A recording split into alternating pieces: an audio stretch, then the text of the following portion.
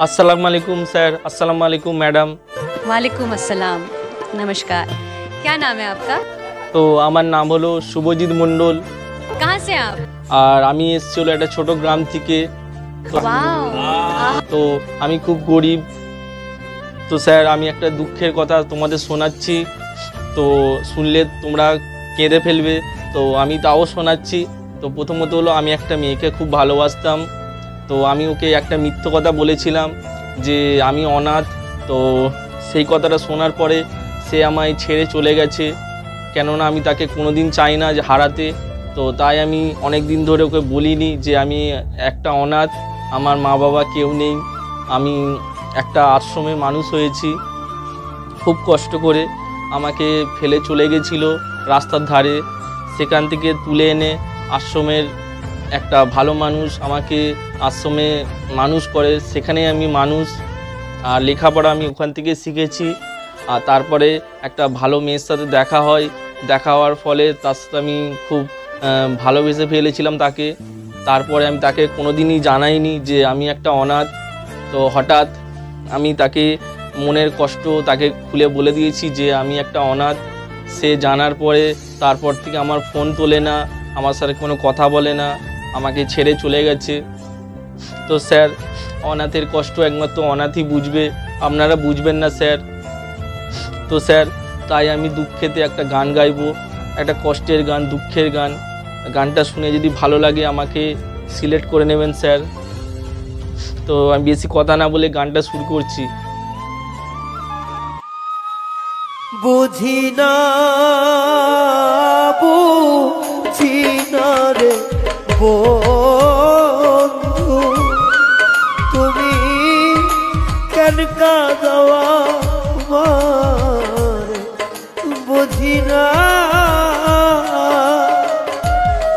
বুঝি না রে বন্ধু, তুমি কেন কাঁদাওয়া আমারে।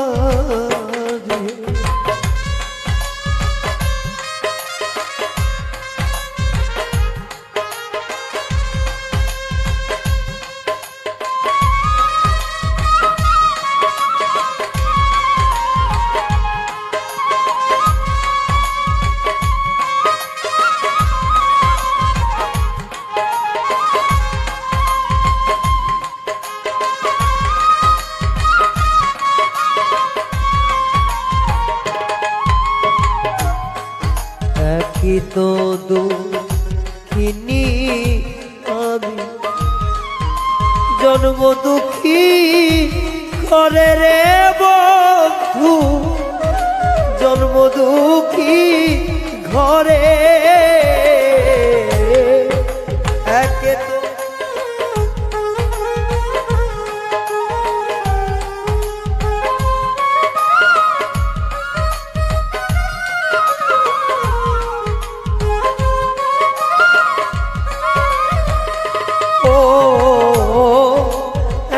তো দুঃখিনী রে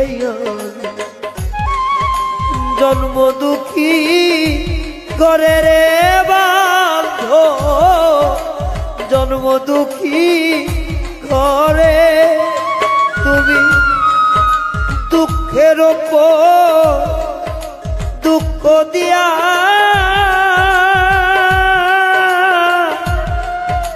কি সুখ পাওয়া তরে রে।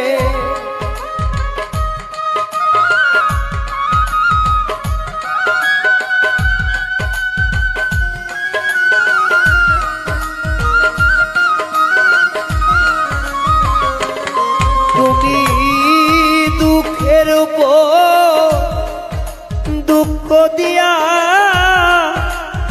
কেমতে শান্তি পাও মনে রে, বুঝি না